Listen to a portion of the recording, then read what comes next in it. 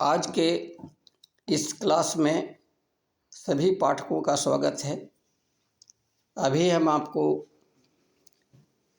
Trade theory में AC circuit के बारे में पढ़ाने जा रहे हैं। आपने पहले पढ़ा होगा कि करंट दो प्रकार के होते हैं। पहला का नाम है एसी और दूसरा का नाम है डीसी। तो उसी से रिलेटेड यह है आपके सामने ये एसी सर्किट है। तो एसी को प्रवाहित होने के लिए जो सर्किट उपयोग किया जाता है उसे एसी सर्किट कहते हैं। एसी अर्थात अल्टरनेटिंग करंट को प्रवाहित होने के लिए जो सर्किट का उपयोग किया जाता है उसे एसी सर्किट कहते हैं। एसी सर्किट में मुख्यतः तीन प्रकार के होते हैं। पहला का नाम है प्योर रेजिस्टिव सर्किट, दूसरा इंडक्टिव सर्किट और तीसरा कैपेसिटिव सर्किट। ये तीन प्रकार के एसी सर्किट होते हैं। तो बारी बारी से तीनों के बारे में हम अभी आपको समझाएंगे। यहाँ पर देखिए, पहला है प्योर रेजिस्टिव सर्किट और यहाँ गौर से देखिए इस सर्किट को। इस चित्र में ये जो देख रहे हैं लिखा हुआ है एसी वोल्ट का स्रोत। ये वोल्टेज सोर्स है। बैटरी भी रह सकता है वोल्टेज सोर्स के रूप में, अल्टरनेटर भी रह सकता है, सोलर प्लेट भी रह सकता है और कोई अन्य सोर्स भी रह सकता है। लेकिन यहाँ ध्यान देने वाली बात यह है कि हम एसी सर्किट के बारे में पढ़ रहे हैं, इसीलिए यह वोल्टेज का स्रोत एसी से रिलेटेड होना चाहिए। वैसा वोल्टेज सोर्स होना चाहिए जो एसी प्रोड्यूस कर सके। इसीलिए यहाँ पर लिखा हुआ है एसी वोल्ट का स्रोत। बैटरी यहाँ पर नहीं रख सकते हैं क्योंकि बैटरी से डीसी निकलता है। तो ये जो एसी वोल्ट का स्रोत है मेनली अल्टरनेटर के लिए है, जिसे हम बोलचाल की भाषा में जनरेटर भी कहते हैं। तो ये हुआ वोल्ट का स्रोत और इसी से कनेक्शन है। यहाँ पर एक स्विच है सप्लाई को काटने के लिए और ऑन करने के लिए। और ये जो है लोड है। लोड का मतलब हो गया कि वोल्टेज से जिन चीज़ों को हम चलाते हैं उसे लोड कहते हैं। जैसे बल्ब हो गया, पंखा हो गया, मोटर हो गया, बहुत सारी चीज़ें हैं जिसको काम करने के लिए करंट की ज़रूरत होती है, उसे हम लोड कहते हैं। तो लोड यहाँ पर जो है इसमें लिखा हुआ है रेजिस्टिव लोड, मतलब यहाँ पर आई छूटा हुआ है। देखिए गौर से, यहाँ पर आई छूटा हुआ है, ये रेजिस्टिव लोड है। तो परिभाषा देखिए, यहाँ नाम इसका है pure resistive circuit. Resistive circuit इसलिए इसको कहा गया है क्योंकि इसमें जो लोड है वो शुद्ध रेजिस्टेंस का बना हुआ है। यहाँ लिखा भी है जिस सर्किट में लोड शुद्ध प्रतिरोधी होता है। शुद्ध प्रतिरोधी का मतलब है कि इसमें इंडक्टेंस या कैपेसिटेंस का अंश नहीं होना चाहिए, शुद्ध प्रतिरोध होना चाहिए, तब इसका नाम होगा प्योर रेजिस्टिव सर्किट। हालांकि सर्किट इस सब को बोला जाता है मिला करके, वोल्ट का स्रोत, स्विच, तार, रेजिस्टेंस, इस सब को मिला करके एसी सर्किट बोला जाता है। इसका निर्धारण होता है सिर्फ लोड से।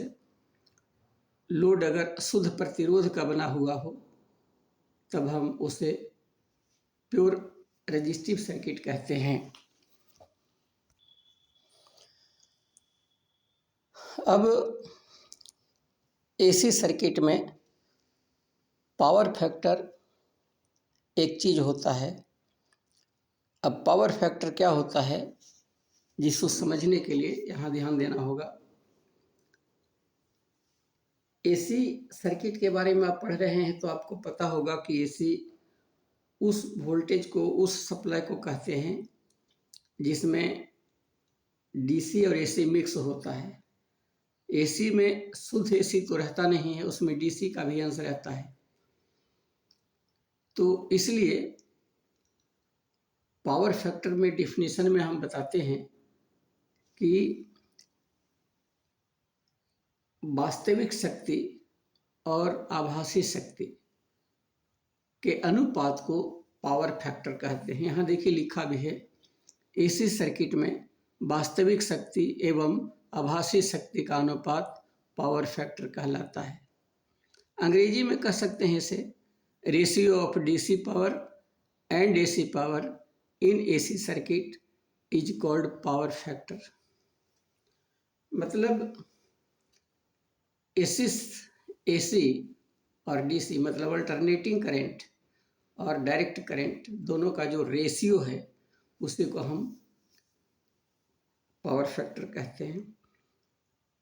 पावर फैक्टर को कॉस फाई से सूचित करते हैं, मतलब कि अगर कहीं पर कॉस फाई लिखा हुआ हो तो हम उसे पावर फैक्टर समझते हैं। And is represented by PF. PF short form में से लिखते हैं, पी से पावर, एफ से फैक्टर, तो इसे संक्षिप्त रूप में पीएफ कहते हैं। अब पीएफ का परिभाषा कहता है कि डीसी पावर एवं एसी पावर के अनुपात को पावर फैक्टर कहते हैं। इसलिए कॉस फाई बराबर डीसी पावर बटा एसी पावर। आगे बढ़ाइए तो कॉस फाई को पीएफ लिख सकते हैं और डीसी पावर को वी आई कॉस फाई लिखते हैं और एसी पावर को वी आई लिखते हैं। तो पीएफ बराबर वी आई से वी आई कट गया तो बच गया कॉस फाई, तो इसलिए पीएफ बराबर हो गया कॉस फाई। मतलब वही चीज़ ऊपर में बोले थे इस साइड में कि अगर कहीं पर कॉस फाई लिखा हुआ हो तो उसे हम पावर फैक्टर कहते हैं। अब शुद्ध प्रतिरोधी सर्किट में कैसे फंक्शन होता है ये देखना है। इसमें ये जो है शुद्ध प्रतिरोधी सर्किट इसको बोलते हैं। इसमें आपका स्रोत है, ये आपका लोड है जो कि शुद्ध प्रतिरोध का बना हुआ है। फंक्शन इसका समझाना है एक्चुअली कि जब हम इस स्विच को ऑन करेंगे तो यहाँ से वोल्टेज निकल करके और लोड में प्रवाहित होगा।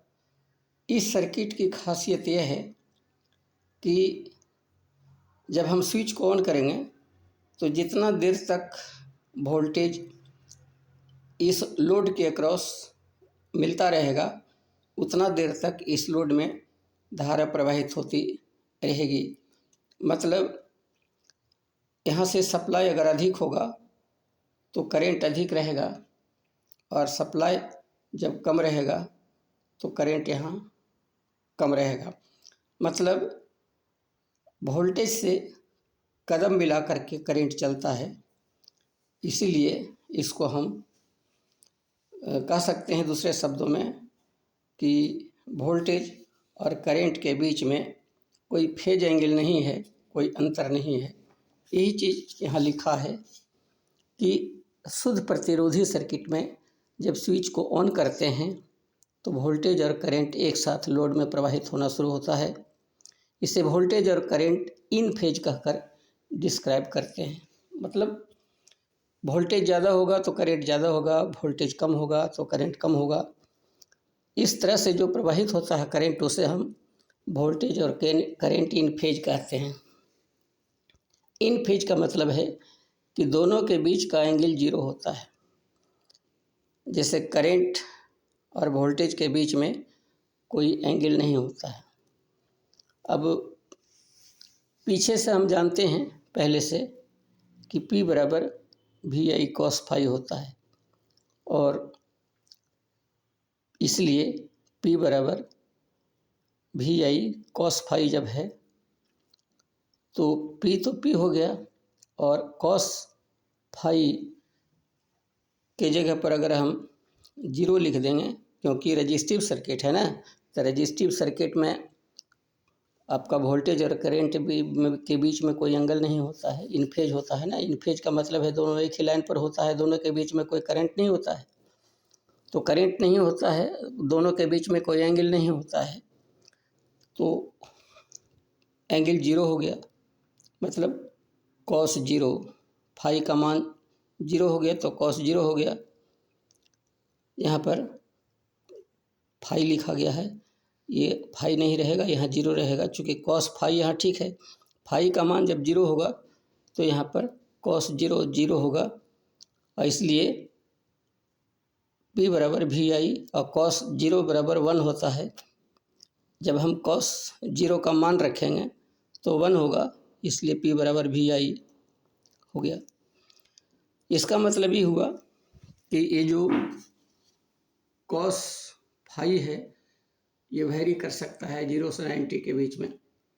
तो जब 0 हो जाएगा cos 0, फाई का मान, एंगल का मान जब 0 हो जाएगा तो cos 0 बराबर होता है 1, इसलिए P बराबर होगा VI इंटू 1, और VI इंटू 1 है इसलिए P बराबर VI।